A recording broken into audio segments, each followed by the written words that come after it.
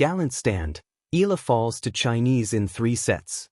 Chinese star Wang Xinyu put a stop to Eala's winning ways on Saturday, posting a 7-5, 5-7, 4-6 win in their semi-final showdown in the Auckland Open at the Manuka Doctor Arena in New Zealand. But the setback didn't sting that much given that Eala put up a gallant stand against a foe she might run into very soon in the Philippine Women's Open at the revamped Rizal Memorial Sports Center tennis courts in Manila later this month.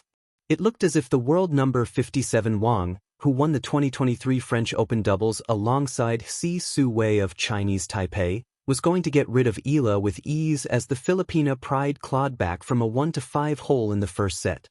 Ranked number 53, Eala was hoping to win her first Women's Tennis Association crown of the year, but after 2 hours and 47 minutes, Wang wound up securing the right to play in the final against the winner of the other semis pairing featuring Alina Svitolina and 5th seed Iva Jovic, Eala's doubles partner. Wang had multiple chances to close out the show, but the 20-year-old Eala refused to fold and even extended a decider that Wang finally took care of. If the stars align, both players could face off anew when the Australian Open gets going this coming weekend. And should they get knocked out early in the first Grand Slam of the year, Eala and Wang might meet again in Manila, an opportunity Eala is looking forward to. The 24-year-old Wang swears taking out Eala wasn't easy as her fancied foe almost had an answer to her tactics and the crowd was obviously not on her side. That was a crazy battle from the start to the end. Alex, she is such a fighter. I felt the pressure even when 5-1 up, said Wang as she got a taste of what to expect in the Philippine Women's Open. When she started playing unbelievably, there was nothing much I could do other than just clap for her good shots. Eala leaves New Zealand with a grateful heart as she gave her all in front of the loud Filipino fans in attendance. The Rafael Nadal Academy alumnus will take home $12,331, P731,178, for making it into the Final Four. This is the first time all of us have been in New Zealand, so it's nice, said Eala, who defeated Paris Olympics silver medalist Dana Vekic of Croatia, Petra Marcinko, also from Croatia, and Polish world number 52 Magda Linette on her way to the semi-final round. The atmosphere is great. Obviously, a big Filipino community. I like the place, it's very calm and very clean, added Eala, who had a breakout 2025 that included an amazing winning streak in the Miami Open. Next stop for Eala will be the Kuyang Classic in Melbourne on Tuesday as she joins Vekic, home bet Priscilla Hahn and 4-time Grand Slam women's doubles titleist Daniela Hantuchova of Slovakia. The 3-day exhibition tournament will be Eala's final competition before she makes her main draw debut in the Australian Open. Gallant stand, Eala falls to Chinese opponent in 3 sets. The scoreboard tells one story, but the court always tells another. Under the hard, white glare of stadium lights, Alexandra Eala stood at the baseline, racket poised, breath measured, eyes steady. Across the net was a Chinese opponent playing with precision and patience, each shot placed like a brushstroke on canvas. When the final ball clipped the line and the umpire called the match, it was clear who had won. But it was just as clear who had fought. Eala fell in 3 sets, but not quietly, not easily, and not without leaving a mark. From the opening game, the contest carried the tension of something larger than a routine match. Eala, youthful yet seasoned beyond her years, played with a familiar fire, the kind that refuses to dim even when the odds tilt away. Her movement was light, her intent heavy. She chased every ball as if it carried the weight of expectation, her own, her country's, and the silent hopes of those who believe in her journey. The first set unfolded like a cautious negotiation. Both players tested angles, depth, and nerve. Eala's forehand sang when she found rhythm, snapping cross-court with conviction.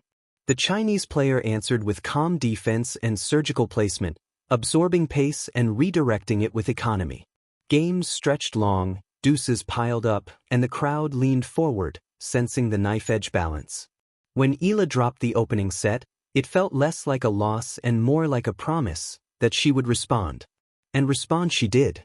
The second set belonged to grit. Eala stepped inside the baseline, took the ball early, and dared the match to move at her speed. She mixed in variety, drop shots that whispered over the net, looping topspin to push her opponent deep, then sudden accelerations down the line. Each point won came with a clenched fist, a quiet exhale, a reaffirmation of belief. Momentum shifted. Break points were seized. The crowd found its voice. Eala claimed the set not through dominance alone, but through defiance, the refusal to let the match slip into someone else's control. In that moment, the narrative widened. This was no longer about rankings or flags, it was about will. The decider arrived with all the weight a third set carries. Fatigue crept in, not just in the legs, but in the margins. The Chinese player steadied herself, returning to patterns that had worked, extending rallies, demanding one more shot, then one more still. Eala fought to keep the tempo high, but tennis, unforgiving as it is, began to exact its toll. A fraction late. An inch wide. A net cord that didn't favor courage. Yet even as the set tilted away, Eala did not fade. She saved break points with fearless swings. She sprinted for balls others would concede. She looked to her corner between games, not for consolation, but for clarity. There is a particular bravery in continuing to attack when restraint might promise survival. Eala chose bravery. The final games passed in a blur of effort and resolve. When the last point ended, there was no collapse, no bowed head. Just a long look across the net, a handshake firm with respect, and a walk back to the bench marked by exhaustion and pride in equal measure.